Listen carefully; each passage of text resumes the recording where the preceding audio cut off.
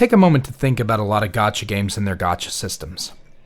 Exchanging an in-game currency at a rate of 160 currency per pull, a soft pity between 65 and 75, and generally a hard pity between 80 and 90. A 50-50 system, where in hitting pity, you may get the banner character, or it may give you a standard banner character instead. Weapon banners for drawing the character's signature weapons. If all of this sounds familiar, that's because it's the standard formula for gachas in place presently. The exception being some outliers like Destiny Rising, who made some alterations to the formula, such as an exchange rate increase, constantly escalating pull chances, and a lack of a 50-50 system. But there was never a question that the gacha system and its integral system to the game and its identity was within Destiny Rising to stay. Despite various voices from the community asking for the removal of things like the gacha system, the stamina system, and opening up of weapon slots for characters, there was never any question that those systems were here to stay. The gacha elements of Destiny Rising are honestly one of the major revenue drivers in the game, but hypothetically, let's say that NetEase decided just before launch to completely can the gacha and stamina systems and open up the grindability of the game completely. Clearly, that would have been a big move, highly consumer-friendly and somewhat anti-profit, so why would a company ever willingly do that to themselves? Well, that's a question that I'm sure a lot of people are asking Pan Studio right now. Let's get into it.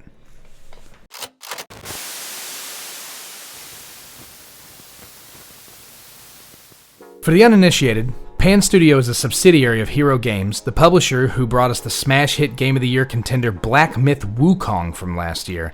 Pan Studios has been working on their flagship gacha game Duet Night Abyss, which is a fantasy hybrid action RPG featuring a dual narrative story perspective, hence the duet portion of the title, an aspect that, to my knowledge, is pretty unique for a gacha game. The game has had 2 private beta tests in 2025, the first in March and the second in June, and since its inception it's gone through pretty substantial changes. When the global launch announcement came 3 weeks ago, I wasn't sure, honestly, what to expect. For a little background, my original forte was in Destiny 2. I've been a Destiny player since the PlayStation 3 alpha of Destiny, and I participated in the beta on both platforms.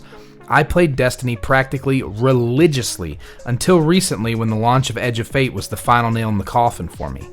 It obviously wasn't just that, though. I also got hands-on with the Destiny Rising Alpha and Beta and really enjoyed the experience, so much so that prompted me to reconsider my previous assumptions about mobile games and gachas. So I started looking at other games to fill the gap while I was waiting for Destiny Rising to launch. Honkai Star Rail, Endless Zone Zero, Genshin Impact, Wuthering Waves. I started trying gachas out left and right, and I really enjoyed a lot of them. The depth of gameplay and the sense of community appeasement and solidarity was a pretty massive boon, something I hadn't experienced in Destiny 2 in a long time, even while running a medium-sized clan. Having enjoyed HSR, WUA, and the others, I always try to keep my eyes open for potential other gachas out there that might catch my eye. Kaiju number 8, Anchor Panic, Seal of Fate. I started trying them all just to kind of see what I'd like and dislike, so when I caught wind of Duet Night Abyss, I stumbled on a video that had just gone live, the global launch announcement dev stream. While working out at the gym, I watched the entire stream beginning to end. I hadn't intended to, but it really captivated me. I'm a sucker for good character design, and almost half the stream was dedicated to showcasing the character videos of their announced characters. But that's not what blew me away. 28 minutes and 47 seconds into the stream, the devs came on screen and made one of the biggest announcements in gacha game history. No banners, no stamina. This gacha game had removed the gacha element entirely. So what would that make this? A gacha game without gacha? No 50-50, no pity, no stamina? Well, this is just a regular game then, right? Well, sort of. There are a lot of factors that distinguish a gacha game from a traditional game. Drawing for characters, well, that's gone. Stamina limiting grinding, whoops, that's gone too. So would this just be anime Warframe? Yeah, pretty much. And that's something that could have a major impact on the gacha industry. But why should we care, you may be asking? Well, I know a majority of my viewers are Destiny Rising players, but From a poll I did recently, I also know that a large portion of you have played other gachas before now, and the success or failure of this little experiment could completely change gacha as we know it, including Destiny Rising. The primary revenue driver for DNA is going to be skins and other cosmetics. There are gachas out there that kind of dabble in cosmetics. Star Rail has a skin for March and Firefly, ZZZ has several skins, and so does Wuwa. But these are all secondary. Their primary revenue drivers are pools, and people are hesitant to spend money on skins for their waifus given that there's potential for pulling the next meta or favorite character lurking just around the corner. Gachas are always about resource management and finite availability after all. But without the banner restriction, the possibility opens up for players to invest in cosmetics instead of pools. Further, from the live stream it also seems that you can speed up your character crafting using the shop. So it's even more like Warframe, except instead of outright buying characters, you can buy the materials to make the characters, or you can grind them out for free in-game. But you run a primarily Destiny Rising based channel. What's the deal, Autumn? How does this relate to Destiny Rising and other gachas? Well, simply put, let's theorycraft for a moment and say a gacha game gets overwhelming support from the community and ends up being a top seller without a character and or weapon banner. Devs will take notice. It's not a guarantee that something of this nature would completely change existing games, but let's say there were a single game I could pick out of all the gachas I've played to implement a change of this nature. Who would it be? Well, I'd bet Destiny Rising. Why? Because out of all the gachas I've played, it's by far the one with the most cosmetic options. Hell, the Season 1 event is literally tasking players with buying cosmetics to attain resources to discount the cost of another cosmetic. So players can buy that cosmetic. The company's already putting a focus on their cosmetics side, and having history with cosmetics being the major revenue driver in other games, particularly Marvel Rivals, it wouldn't shock me if NetEase took notice of any major successes that DNA achieves. I'm going to spin a theoretical yarn here, but bear with me a second.